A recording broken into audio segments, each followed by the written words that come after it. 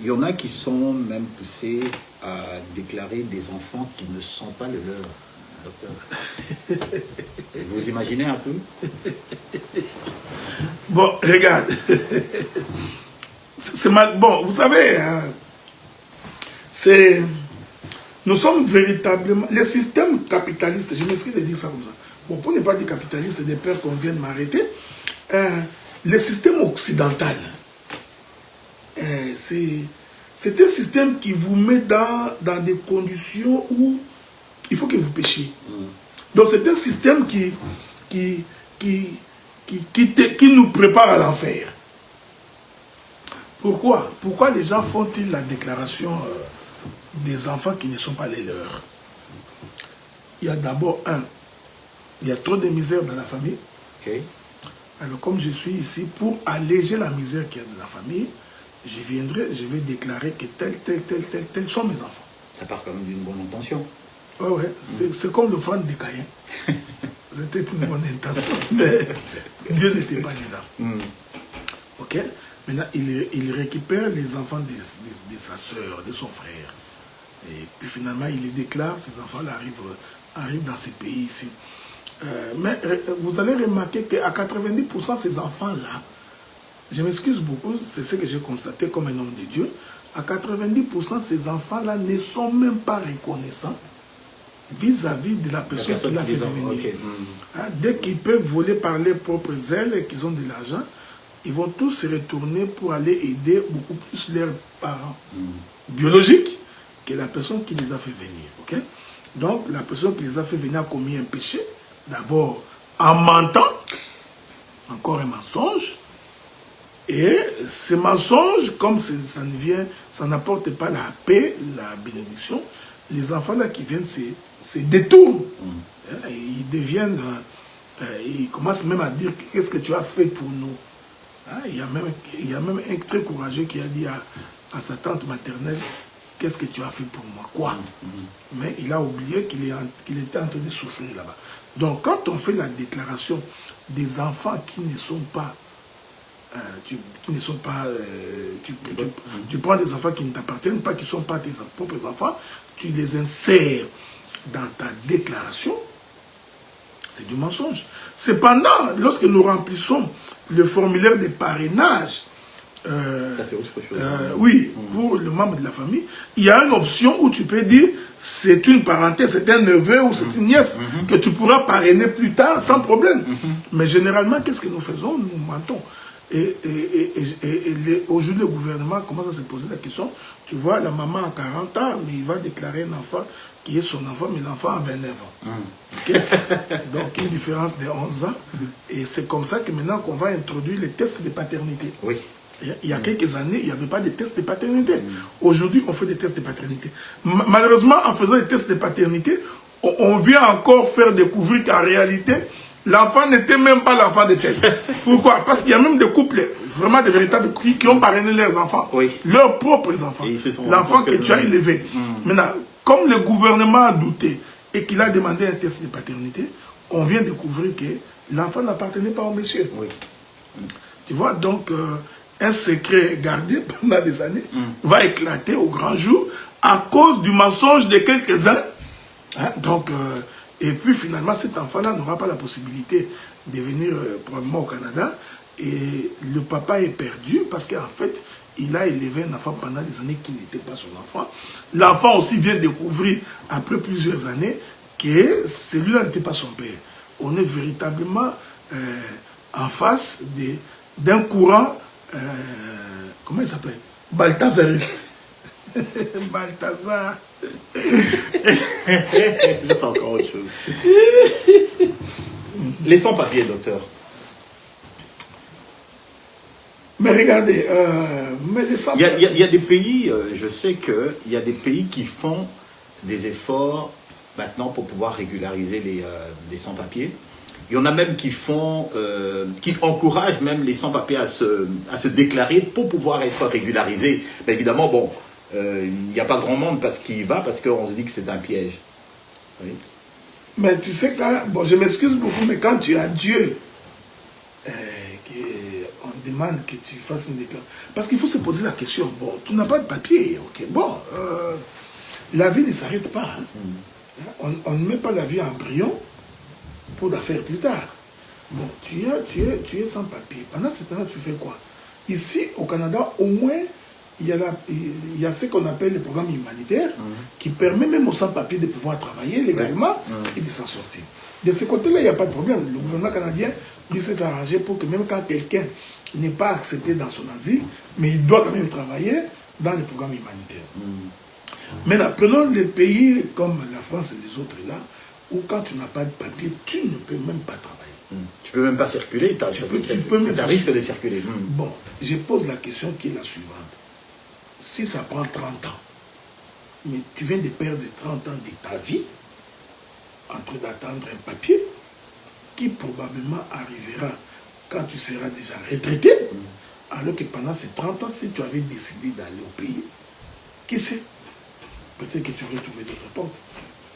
Donc, vous voyez, et puis il y a une chose que beaucoup de gens ne comprennent pas. Les pays occidentaux, quand tu n'as pas l'argent, ils t'accordent difficilement les visas.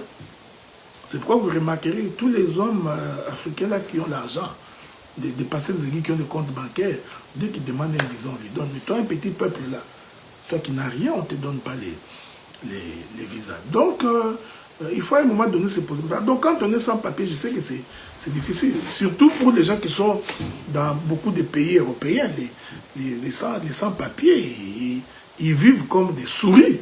Hein? Donc, ils voient les chats, ils doivent disparaître. Hein?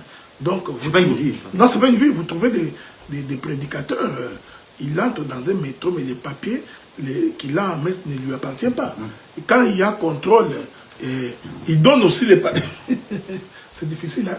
Il donne aussi ces papiers-là aux policiers, les papiers regardent, ils regardent son visage, ils regardent, et puis le gars va aussi mentir. Il dit non, non, à cette époque-là, j'étais mince parce que je ne mangeais pas bien, et là, j'ai grossi. Et comme des fois les blancs nous confondent, il dit ah, que c'est toi. Alors qu'il sait parfaitement bien, les documents qu'il a entre ses mains ne lui appartiennent pas. Donc, c'est du mensonge. Et justement, donc ça amène le point suivant. Donc, il y en a les sans-papiers se retrouvent à travailler avec des documents d'autrui. Oui. Je veux même vous raconter l'histoire. Une fois, j'étais en train de voyager, j'étais en vacances en Europe et je revenais quand j'étais étudiant au Canada. Et on est arrivé à l'aéroport de Bruxelles et il y avait un couple d'Africains. Et ils ont présenté des documents haïtiens. Ok. D'accord? Des documents canadiens haïtiens. Ok. D'accord? Documents des résidences haïtiennes. Mais comble de malheur, le contrôleur qui était là à Bruxelles, c'était un contrôleur canadien et tout, qui avait vécu à Port-au-Prince. Il a dit, vous êtes haïtien? Elle a dit, oui, on est haïtien. Elle a dit, bon, bah écoutez, parlez-moi créole. Ben, c'était fini. Tu vois? Donc, ils ont tout calculé. Tout était bon, hein, sauf le fait, ils n'ont jamais prévu le fait que, bon, voilà, le contrôleur, il y allait avoir un contrôleur canadien qui a vécu en Haïti.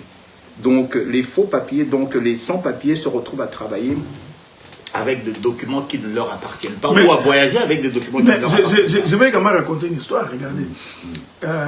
Il y avait une sœur ici à Montréal, et la sœur est allée voir une autre sœur, laquelle sœur avait sa résidence. Elle avait le droit de travailler au Canada. Mais la sœur est une paresseuse qui ne voulait pas travailler parce qu'on en a beaucoup comme ça, des gens qui n'aiment pas travailler, qui restent à la maison pour regarder la télé. Malgré qu'ils ont eu la grâce d'avoir. Malgré qu'ils ont la résidence et comme ça. Alors, je ne sais pas comment ils se sont entendus. Finalement, il fallait que la sœur qui n'avait pas de papier travaille avec les papiers de celle qui était résidente. Et comme vous savez, ici, le système de paie est bancarisé. C'est-à-dire que le gouvernement ou les sociétés te payent directement en faisant un dépôt direct sur ton compte bancaire. Oui. Alors, ce qui fait que l'argent, quand la sœur travaillait, devait aller directement dans le compte bancaire. De celle qui avait les documents, oui. Et celle qui avait les documents, dès qu'il prenait l'argent, bouffait. Et l'autre ne pouvait pas réclamer. Il ne pouvait pas aller accuser parce qu'il travaillait. Et l'autre savait aussi que comme ce sont mes papiers, il ne peut pas aller m'accuser. Donc il a bouffé son argent, plus de $6 000. Donc, vous vous rendez? Donc, un voleur qui travaille dans la fraude, volé par un autre voleur. Et ça, il n'y a pas de recours. Donc, il n'y a même pas de recours, il n'y a pas même de... Donc, c'est pourquoi nous disons, nous, les hommes de Dieu, nous devrions en principe prêcher aux hommes et aux femmes la crainte de Dieu et leur dire d'obéir à la voix de Dieu et de faire confiance à l'Éternel. C'est ce que moi j'ai toujours dit, faites confiance en Dieu. Donc, dis à Dieu dans ta prière, Éternel Dieu, comme je suis là, j'attends probablement mon permis de travail ou j'attends mes documents. Je pouvais aller travailler dans le noir. Mais comme tu me l'interdis, Éternel Dieu, je préfère ne pas le faire. Alors prends soin de moi. Et alors, qu'est-ce que vous dites alors, docteur, à celui qui est en train de travailler au noir et qui t'entend aujourd'hui? Il est déjà en train de travailler au noir. Parce que là, vous dites, bon, il y a une personne qui est tentée de travailler, mais là, adressez-vous maintenant à la personne qui est déjà dans cette condition-là et qui est enfant de Dieu. Mais regarde, il faut qu'il arrête. Vous savez, des fois, nous ne comprenons pas. Mais quand tu travailles au noir, tu travailles au... Je prends un exemple. Celui qui travaille au noir, c'est celui qu'on paye cash, qui ne fait aucune déclaration d'impôt. Je vais essayer de dire quelque chose ici que beaucoup de gens ont toujours ignoré. Quand tu prends plaisir à ne pas travailler, c'est un exemple que je prends. Tu prends plaisir à ne pas travailler. Regarde la télé, il y a même des hommes qui ont décidé que leurs femmes ne travaillent pas. Malheureusement, on n'est pas en Afrique. Ok? Non, ma femme ne peut pas travailler, ma femme doit rester dans les arbres. Ok, c'est bon. Mais à 65 ans, elle rentrera dans la retraite. Ok. Mais comment vivra-t-il pendant sa retraite?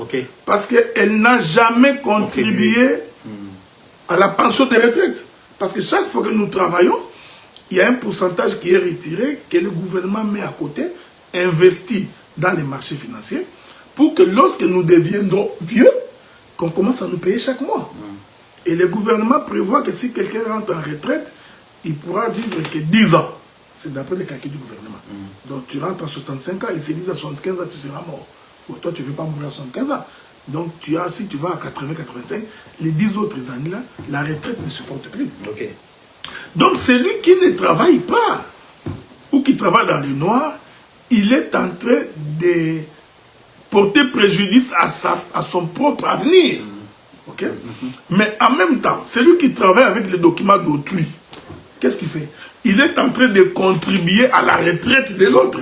Donc, je crois que nous également, les hommes de Dieu, il y a des choses qu'on doit enseigner aux enfants de Dieu.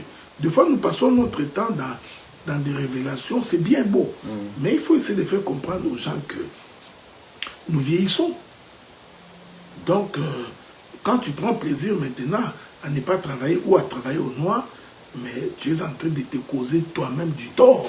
Mais docteur, si j'estime que je gagne suffisamment, voilà, j'ai une famille, on a 2-3 enfants, je gagne suffisamment d'argent que pour pouvoir prendre soin de ma famille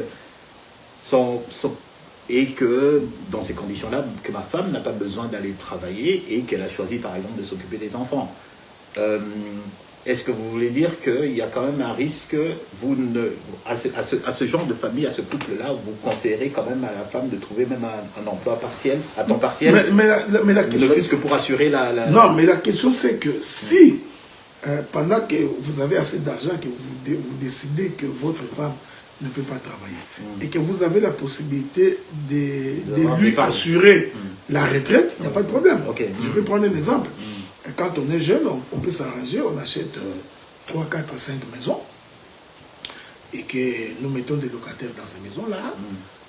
Quand nous rentrons en retraite, si j'ai 6 maisons et que chacun de mes locataires me paye à supposer $1000 par maison, donc j'ai $6000 à la fin de chaque mois, ma retraite est assurée.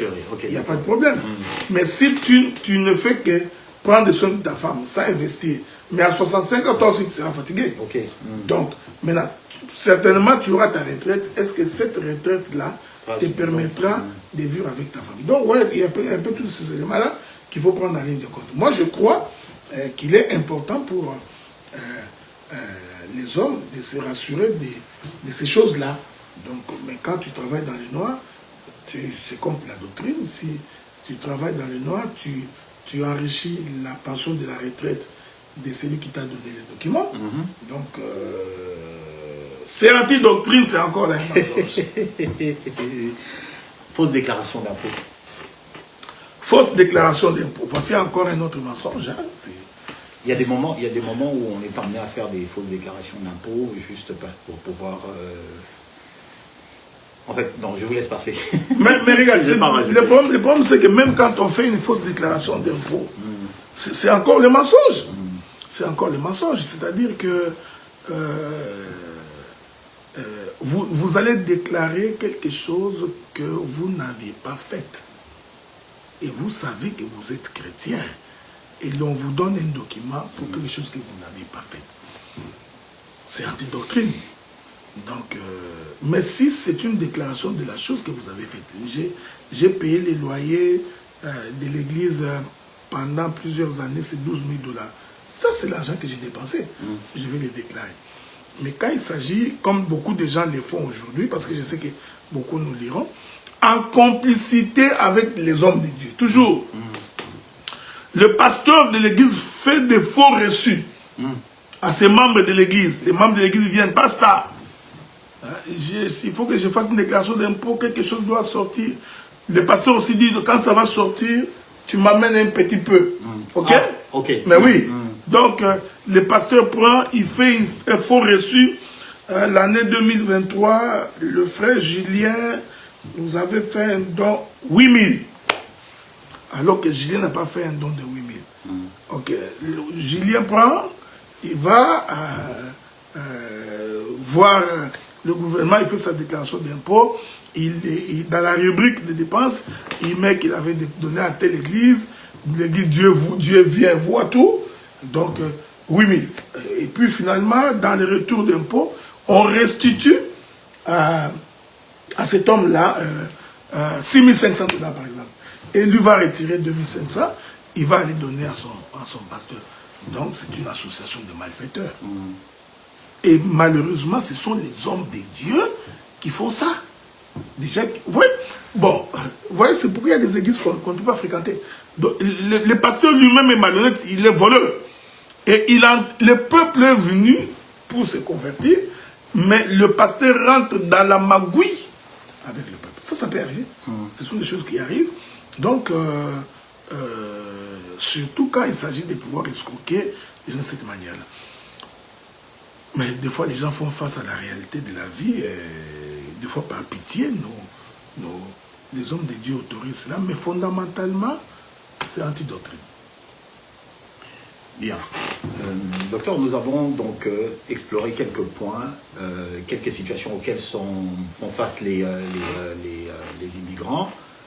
Et on a vu ces situations-là par rapport à la doctrine. Donc, et encore une fois, on veut rappeler que le but, ce n'est pas de condamner les gens, mais de bien d'emmener les gens à se rendre compte que pour ceux qui se retrouvent dans cette situation-là, qu'il y a toujours moyen d'en sortir, qu'il est encore temps de s'en sortir. Parce que par exemple, en ce qui concerne les fausses déclarations, c'est passible d'amende et d'emprisonnement. Il y a des sanctions pénales qui peuvent vous tomber dessus si vous êtes attrapé. Ben oui, regarde, je vais vous raconter une histoire. Hein. L'histoire me concerne également moi-même personnellement. Ok. Donc, en tout cas, nous allons ouvrir une trentaine de minutes pour recevoir des questions. Oui. Parce que nous avions dit que ça va être un téléphone ouvert. Donc, si vous regardez dans les chats, j'ai mis mon numéro WhatsApp. Donc, si quelqu'un voudrait poser une question, il peut nous appeler directement et nous allons prendre sa question. Ok? Nous allons prendre sa question. Je vais vous raconter une histoire. Cette histoire-là me concerne moi, personnellement.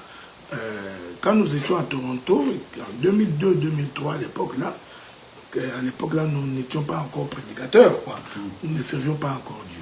Vous n'étiez pas converti? Je n'étais même pas encore converti. Donc, c'est pendant que j'ai commencé à prier, j'avais 9 ans. Hein. Donc, ce n'est pas le fait que j'allais à l'église que j'étais converti. Alors, il y avait un Ghanéen qui habitait du côté de Scarborough, donc vers l'est de la ville de Toronto. Ces Ghanéens-là, c'était un fiscaliste, c'était un comptable. Alors la plupart des Congolais, nous allions là-bas, et ces gars-là nous faisaient des faux reçus. Faux reçus. On avait des retours le gouvernement nous remettait 9 000, 10 000, 8 000. De retour d'impôt. De retour d'impôt. Et on a fait ça pratiquement pendant 5 ans. Ok? Tous les Congolais pratiquement allaient là-bas. Jusqu'à ce qu'à un moment donné, le gouvernement s'est posé la question, mais pourquoi toutes les personnes qui font la déclaration auprès de ces comptables ont les retours d'impôts aussi exorbitants? Alors les inspecteurs vont décider alors un jour de descendre dans son bureau. Dès qu'ils sont descendus, ils ont fermé la porte, personne ne sort. Ils ont récupéré toutes les fardes qu'il y avait dans les bureaux.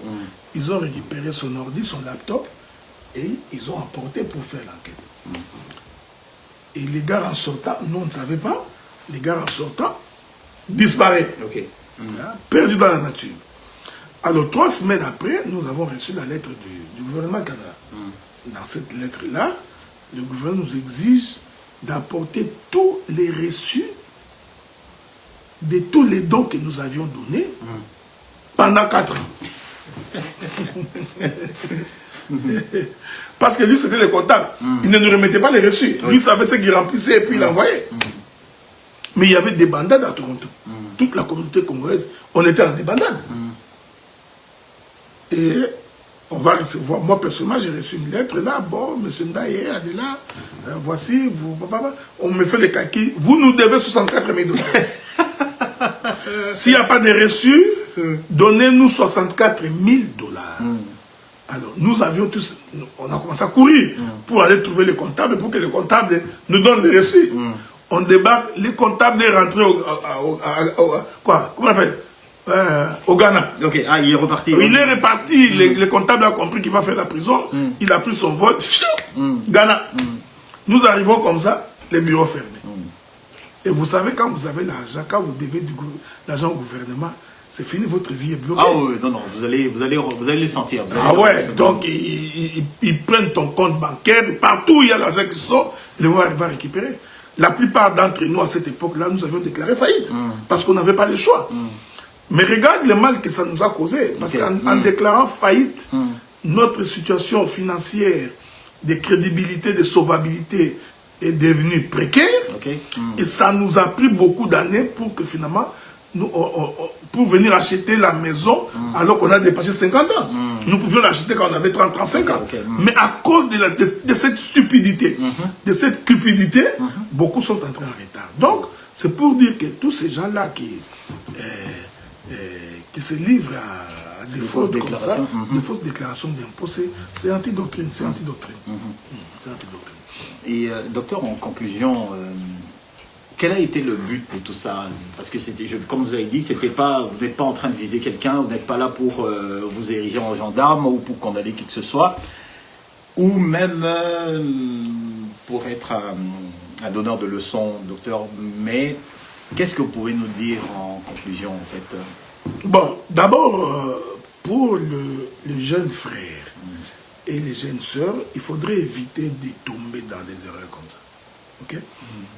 Mais il faudrait éviter de faire de fausses déclarations, éviter le travail dans le noir.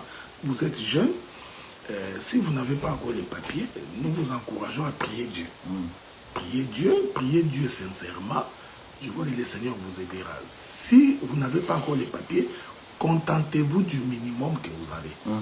Parce que quoi qu'il arrive, le gouvernement de ces pays vous donne ne fût-ce que le minimum qui vous permet ne fût-ce que d'avoir une petite chambre et de pouvoir manger même les pains avec les haricots du premier au temple, mais ne plonge pas dans la magouille, pas dans la fraude. Parce que la difficulté que nous avons avec les Occidentaux, c'est qu'une fois qu'on t'a attrapé dans la fraude, il se pose un problème de crédit. C'est-à-dire on ne vous fait plus confiance. Et là, vous allez voir qu'il y aura beaucoup de conséquences, beaucoup de répercussions dans votre vie. J'ai voulu, pendant cette émission, ici, démontrer aussi que aucun d'entre nous ne peut prétendre qu'il peut vivre la doctrine dans sa totalité. D'accord. Aucun d'entre nous. Ce que je vous dis là, aucun de nos prédicateurs, ne peut dire que tout ce qu'il fait, il respecte la doctrine. Il y en a d'autres qui, au lieu d'acheter la maison ici ou de faire les affaires ici, ils ont peur à cause des impôts. Qu'est-ce qu'ils font? Ils vont aller le faire en Afrique parce qu'il n'y a pas d'impôts. Okay. C'est de la fraude. C'est pendant quand tu es malade, c'est à l'hôpital ici que tu vas. Okay. C'est ici que tu es nourri, mais tes activités, tu préfères les faire en Afrique. Vous voyez, c'est de la fraude. Donc, il y a des hommes de Dieu qui sont en Europe et en Amérique qui étaient venus ici comme des conférenciers, mais qui ne sont pas rentrés au pays. Okay? Donc, un pasteur était venu, on lui a trouvé un visa comme touriste, il arrive ici, il ne rentre plus, il demande l'asile, oh non, je cherche un document, vous voyez que c'est malhonnête. Donc, ça ne sert à rien que tu puisses prétendre que tu connais Dieu, prétendre qu'il n'y a que toi et que les autres ne représentent rien. Donc, ça, c'est de la malhonnêteté. Ainsi, le Seigneur, par là, voulait démontrer que l'homme, par ses efforts, ne peut pas mettre en application toute la parole de Dieu. Okay. Aucun, je dis bien, aucun homme. Nous bronchons tous d'une manière ou d'une autre. Il y en a d'autres qui bronchent aussi facilement dans l'insulte, dans des mauvaises pensées. Il y a même d'autres qui vivent dans la transgression de la doctrine. Donc, déjà, quand tu vis sans papier, tu travailles dans les noirs, tu habites chez une femme, tu prends le métro avec les papiers d'autrui, tu fraudes dans les bus, tu vis véritablement dans les péchés. Donc, un peu de retenue quand tu veux t'exprimer, parce qu'aucun de nous n'est parfait. Maintenant, comme un homme de Dieu, ce que je voudrais vous demander, c'est de vous abandonner entre les mains du Seigneur et autant possible, si ça ne dépend que de vous et que vous avez la possibilité de faire le bien, faites-le. Faites-le. Là où vous ne pouvez pas, demander à Dieu de vous aider. Mais comprenez tout simplement que dans les pays où nous sommes ici, par rapport au salut, c'est là où j'en viens, par rapport au salut, il est important de comprendre que si nous sommes sauvés par la grâce. Ce n'est pas à cause de nos œuvres. Ce n'est pas à cause de ce que nous faisons. Ce n'est pas à cause de ce que nous accomplissons. Honnêtement, là, si j'entrerai au ciel aujourd'hui, et que vous également, vous entrerez au ciel, vous entrerez par la grâce. Parce que si Dieu doit nous mettre dans une balance et vouloir vérifier notre comportement de chaque jour, eh bien, personne d'entre vous n'héritera le royaume des cieux. Est-ce que de là, je voudrais dire, vis dans les péchés? Non, ce n'est pas ce que j'ai dit. Je ne voudrais pas dire ça. Je ne voudrais pas dire, fais tout ce que tu trouves à faire, tu t'en fous. Dans tous les cas, tu es sauvé par la grâce. Non, non, non. Mon intervention est beaucoup plus pour ces arrogants, ces prétentieux, ces gens qui ont toujours tendance à condamner les autres, alors qu'eux-mêmes, s'ils observent bien, ils verront qu'ils sont en train de vivre en antidoctrine. Okay? Donc, nous avons des hommes qui sont pris en charge par leurs femmes, c'est antidoctrine. Nous avons des hommes qui sont nourris par des femmes, c'est antidoctrine. Donc, vous voyez, donc il y a toutes ces choses-là qu'il faudrait prendre en ligne de compte. Voilà un peu bien aimé ce que je peux dire. Ok, donc en fait c'est pour inviter les gens à plus de retenue, justement. Beaucoup d'humilité. Beaucoup d'humilité, effectivement, parce que finalement la parole est claire là-dessus, tous ont péché, sans priver de la grâce de Dieu. Cette parole n'est pas vaine. Oui, en fait je vois maintenant en fait le docteur où vous voulez en venir, et surtout les ministres. Nous, les prédicateurs, nous avons tendance toujours à pointer le peuple. Des fois, nous oublions que des fois, c'est que nous reprochons au peuple. Si ils ne font pas ceci, nous faisons autre chose. Ok? Donc, nous, on a des prédicateurs aujourd'hui qui vivent par la cupidité. Beaucoup. Nous en avons aujourd'hui qui... il veut venir en Europe, en Amérique, pour qu'on voie, pour que les autres qui sont en Afrique voient que lui, il voyage beaucoup. Ok? Hein? Ça lui donne un crédit, il a l'impression qu'il est devenu plus grand. Hein? Donc, vous voyez, d'une manière ou d'une autre, nous bronchons, nous péchons contre Dieu.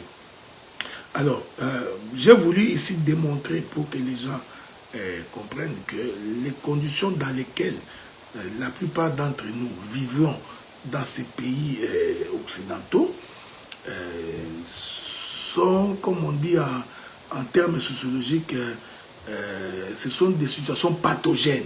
C'est-à-dire que des situations qui renferment en elles les germes de commettre des péchés.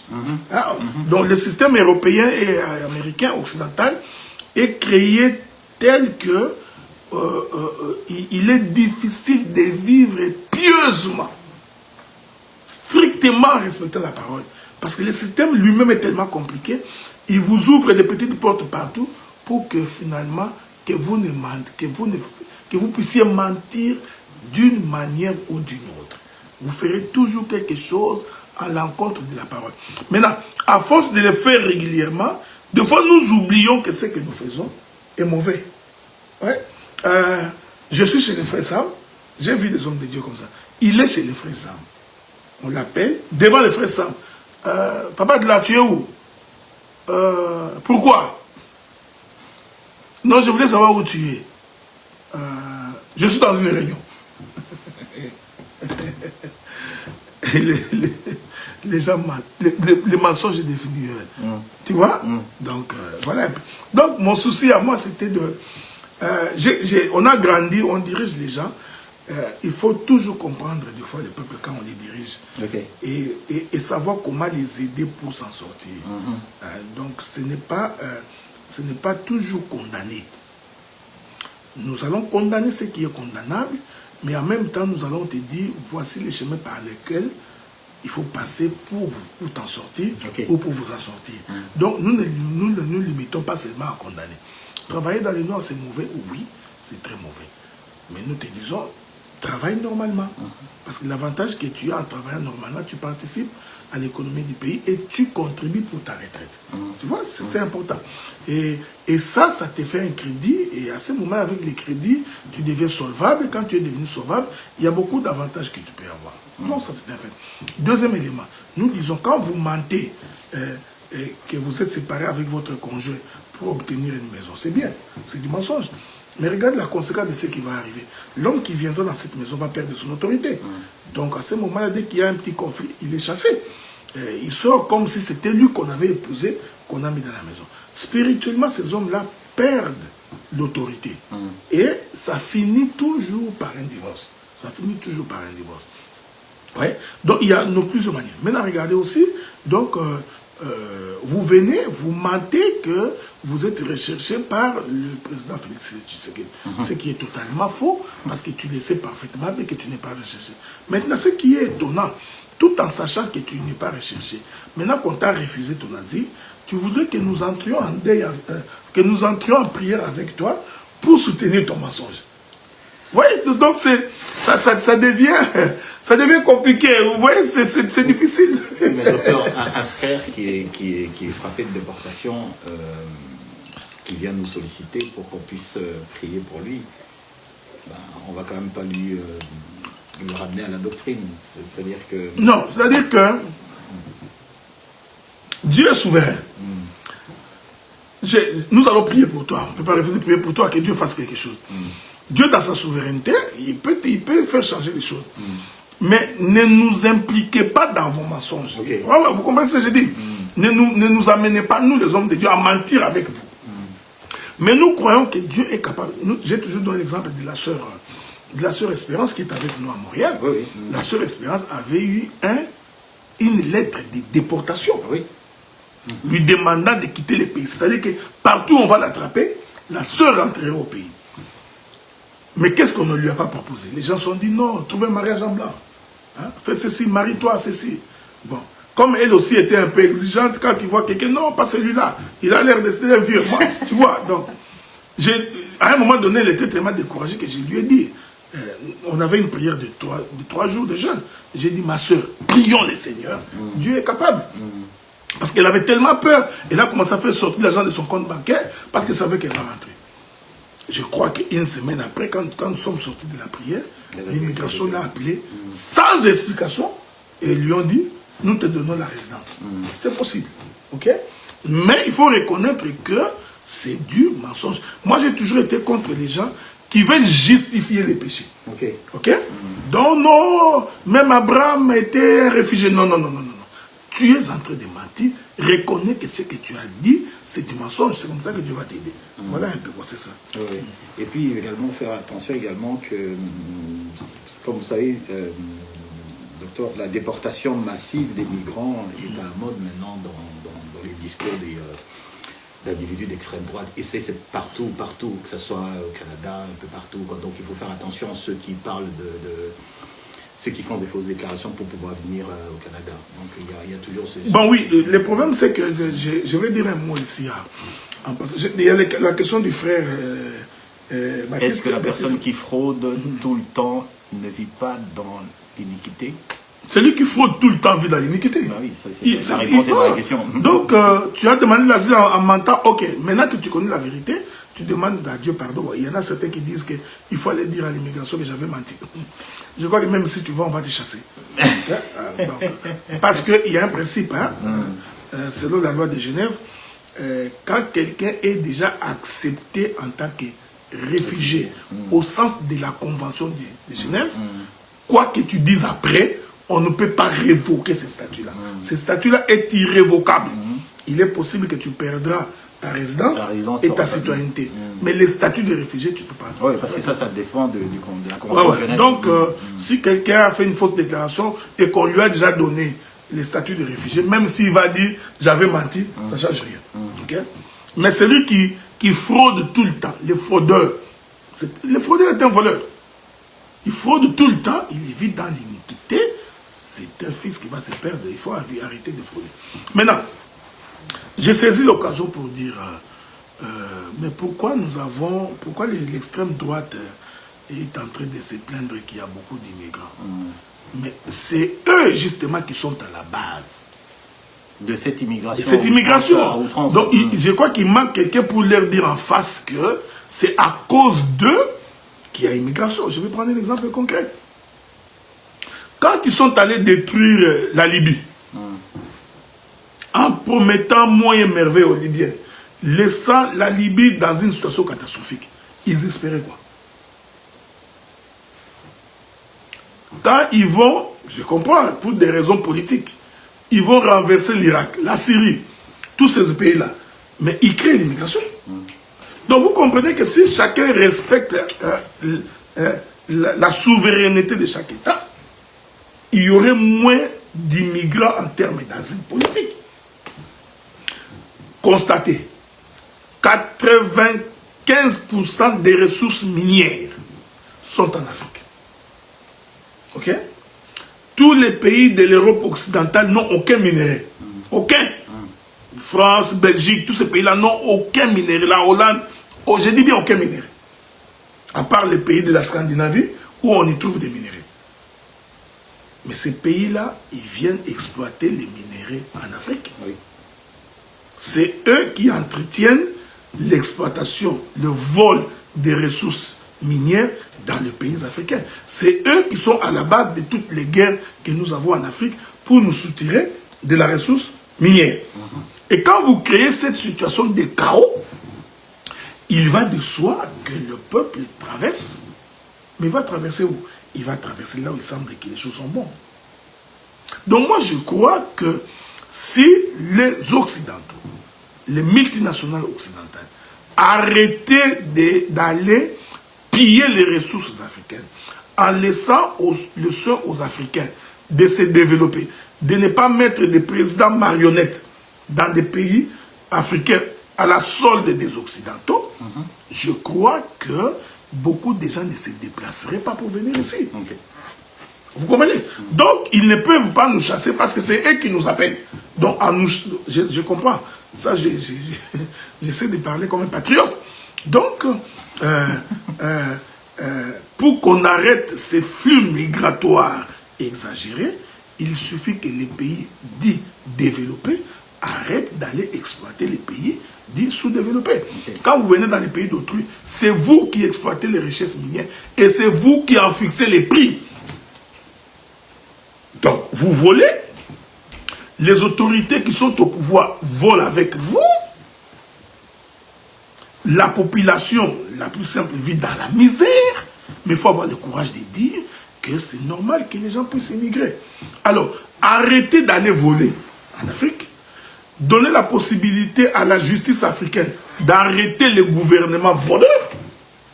Je crois que les dividendes retomberont sur nos pays, et je crois, à mon avis, nous n'aurons pas besoin de rester dans des pays aussi froids où nous avons du rhumatisme. Donc, je vous dis, c'est du populisme, tous ces gens-là qui disent, attendons voir, quel est le nombre des immigrants que Donald Trump va refouler en masse. Parce que même dans son premier mandat, il ne l'a pas fait. Non, il n'a pas fait. Donc c'est un discours populiste pour accéder au pouvoir. Je prends un exemple, nous sommes à Gatineau, Ottawa ici, mais 99% des gens qui travaillent dans des restaurants fast-food, Tim Hortons, McDonald's, ce sont des immigrants. Aujourd'hui, il suffit seulement qu'on ferme la cité collégiale, qu'on interdise aux immigrants, comme le Québec vient de faire, qui viennent étudier ici. Mais tous ces petits restaurants tomberont en faillite. Vous voyez que c'est un discours de politiciens qui manque. Le quartier qu'on appelle le plateau est rempli de condominiums. Oui, absolument. Mais 99% des gens qui habitent dans ces condominiums, ce sont des étudiants. Donc les parents africains qui payent beaucoup d'argent au gouvernement canadien pour loger leurs enfants. Prenons l'exemple, qu'il n'y ait plus d'étudiants qui viennent. Mais tous les promoteurs de ces immeubles-là tomberont en faillite. Donc c'est un discours populiste. Ils sont en train de perdre leur temps. Donc je crois qu'ils n'ont pas à s'inquiéter là-dessus. Il y a la République dominicaine qui a construit un mur de 160 km avec Haïti pour pouvoir endiguer le flux migratoire d'Haïti vers la République dominicaine, justement. Et il parle maintenant de les refouler également. Devine quelle est la main-d'œuvre qui a été utilisée pour construire ce mur. C'est quelle main-d'œuvre? Les Haïtiens. Vous vous rendez compte? Donc, vous voyez, c'est... Bon, Dieu soit loué que nous avons reçu les ministères de la parole. Parce que moi, si j'étais politicien, je mourrais dans les jours qui suivent. Parce qu'il y a des choses que je ne peux pas supporter. Il y a des choses que quand tu regardes, tu te dis, ça ne peut pas être vrai. Ça ne peut pas être vrai que tu viens dans une parcelle bien construite, bien meublée. Tu sors derrière, devant sa porte, c'est la poubelle. Donc tu comprends que quelque chose ne va pas. Il n'y a pas une politique. Ça, je prends l'exemple du Congo. Il n'y a pas une politique urbaniste. Il n'y a pas un souci de promouvoir. Donc, c'est un peu du genre, chacun pour soi, Dieu pour tous. Donc, tous ceux qui rentrent au gouvernement, à 90%, ils vont pour voler. Donc, quelqu'un qui était chômeur, qui n'avait rien, qui rentre 2 mois après, il s'achète une villa. C'est pas mauvais de s'acheter une villa, probablement avec ton salaire. Mais qu'est-ce qu'on fait pour la population? Donc, mais pourquoi cette chose arrive? Mais c'est parce que les Occidentaux commencent par voler. Et ils commencent par voler, alors les dirigeants africains disent, mais si ces gens-là volent, pourquoi aussi moi je ne volerai pas? Tu vois? Et à ce moment-là, dès que... je crois que les combats que l'on devrait avoir aujourd'hui, c'est d'ériger en loi l'immigration économique. Donc tout celui qui fuit parce qu'il n'a pas à manger, on devait les accueillir. Ça nous poserait moins de problèmes. Personne ne mentirait. On t'attraperait. Pourquoi tu demandes l'asile? Je demande l'asile parce que dans mon pays, il n'y a pas de foufou. Il n'y a pas assez de foufou pour manger. Entrez. La question est réglée. Mais ils sont tellement malins. Ils savent que ça ne marchera pas parce que tout le monde viendra. Donc, alors ils disent que il faut être immigrant parce que tu fuis, soit pour des raisons politiques ou des raisons sociales, parce qu'on est homosexuel ou quoi que ce soit. Tout ça, c'est lié au démon, quoi. C'est lié au démon. Docteur, est-ce que vous pensez que ça va aller en s'améliorant? Non, je ne pense pas. Je vais lire l'écriture. Personnellement, je ne pense pas parce que le monde est en train de vivre le moment le plus difficile et que les choses ne marcheront pas. Il y a une écriture dans Matthieu qui dit que quand les hommes diront paix et sûreté, une ruine soudaine les surprendra. Je crois que c'est dans Matthieu. Je ne sais pas si je vais trouver ça. Ou dans Luc. 1 Thessaloniciens. 1 Thessaloniciens. Ouais, 5, 2, 9. Exactement. Donc, 1 Thessaloniciens 5, verset 9. La Bible dit ceci, permettez, on va lire ça pour vous, ok? 2 à 9. 1 Thessaloniciens 5, à partir du verset 2. Ah, le verset 2. Donc, la Bible dit ceci, je prends le verset 3 seulement. Quand les hommes diront paix et sûreté, alors une ruine soudaine les surprendra. Comme les douleurs de l'enfantement surprend la femme enceinte. Donc, c'est pour dire que il ne faut pas croire que les choses vont changer. Hein? Donc, les gens qui sont en train de rêver, qui pensent que les choses changeront, les choses ne changeront pas. Donc, je crois que le monde est en train d'étendre de plus en plus vers le mal, parce qu'il faut que l'iniquité puisse prendre place. Okay. Mais aujourd'hui, il y a beaucoup d'éléments qui prouvent que nous tendons vers l'iniquité. Et c'est à ce moment-là que le Seigneur reviendra, récupérer son église et ensuite, probablement détruire l'antéchrist. Après la guerre de Gog, Magog, Armageddon, c'est ce qui va arriver. Mais je ne pense pas que les choses changeront. C'est pourquoi les enfants de Dieu doivent faire attention. Remarquez même dans nos prédications, on ne fait plus mention de la sainteté. Hein, les gens sont beaucoup plus dans tout ce qui est matériel, l'argent, les maisons, les voitures. On vous fait envier l'Amérique, l'Europe, des choses comme ça. Personne ne pense que ce monde ici va être détruit et que nous devons nous apprêter pour que quand le Seigneur reviendra, que nous puissions aller au ciel. Voilà. D'accord. Alors, nous, on a fini. Si vous avez des questions, vous avez les coordonnées du docteur. Envoyez vos questions. Ça peut aussi concerner l'émission d'aujourd'hui ou d'autres questions. Vous avez la possibilité également de contacter le docteur directement parce qu'il a révélé ses coordonnées. Surtout, n'hésitez pas. Alors, en ce qui nous concerne, docteur, est-ce qu'il y a quelque chose de particulier pour demain, pour nos assemblées? Vous avez un message à communiquer? Donc, bon, il n'y a pas grand-chose à pouvoir ajouter. Donc, comme vous savez, nous étions en deuil. On avait perdu l'une de nos sœurs. Nous l'avions enterrée la semaine passée. Et donc, sinon, tout va pour le mieux. Donc, nous avons nos cultes comme d'habitude. Vous qui habitez ou qui avez des frères, des sœurs de la parenté qui vivent à Ottawa, Gatineau, donc vous pouvez nous les recommander pour qu'ils viennent écouter la bonne parole. Et notre culte, c'est tous les dimanches de 14h30 à 17h heure d'Ottawa. Donc nous sommes à Ottawa, 1657 Sirville Road. Alors pour vous qui êtes à Montréal et dans les environs, donc, nous avons culte tous les dimanches de 11h à 13h30, 96-97 boulevard Saint-Laurent, local 301. Donc, pour l'instant, il n'y a pas un grand programme. Donc, nous approchons de la fin de l'année. S'il y a un programme, nous allons vous communiquer. Voilà un peu ce que nous pouvons dire. Pourquoi quelqu'un quitterait son assemblée pour venir chez nous?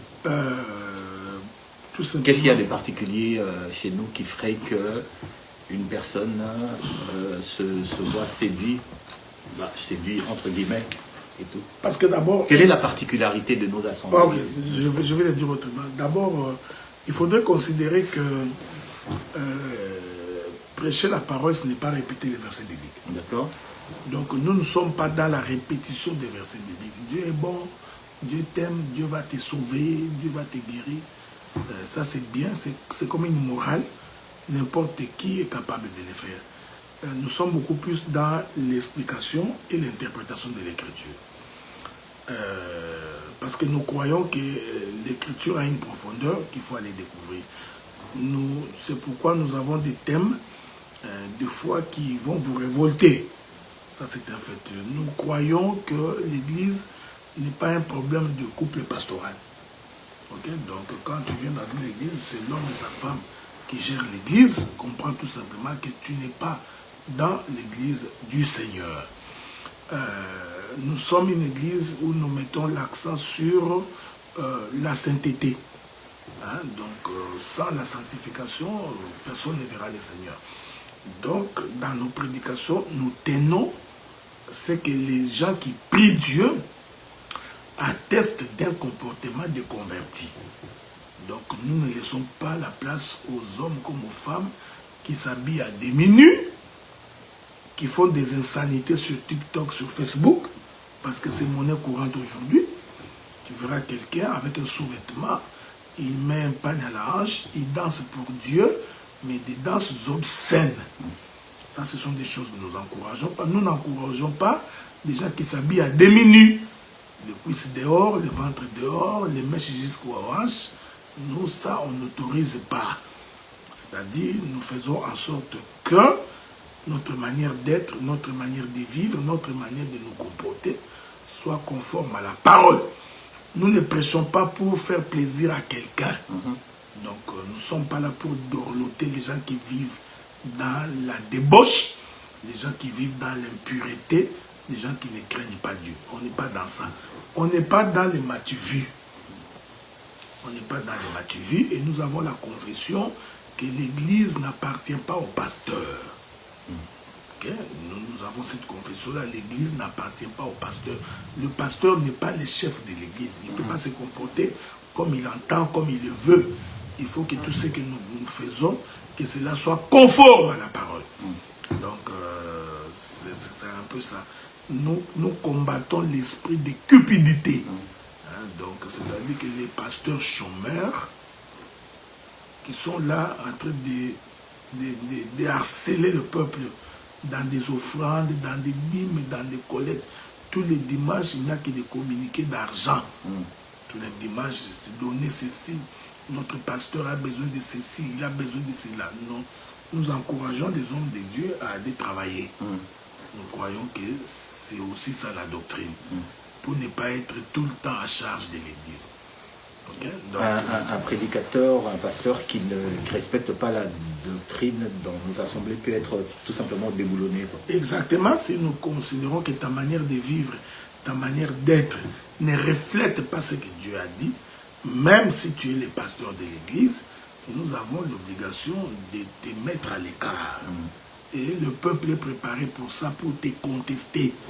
Ils vont contester ta manière d'être et ta manière de vivre. Voilà, c'est un peu ce qui fait notre spécificité. Visitez-nous, donc si vous tapez Dr Adela Ndaye sur YouTube, j'ai je crois 800 ou 850 vidéos.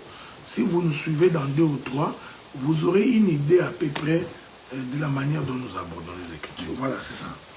Alors, ceci dit, on va pouvoir se séparer. Et puis, bonne soirée chez vous. Que le Seigneur vous garde. Et puis, si Dieu nous prête vie, on se retrouve la prochaine fois. Dans 2 semaines, probablement. Dans 2 semaines, probablement, pour un autre thème et tout.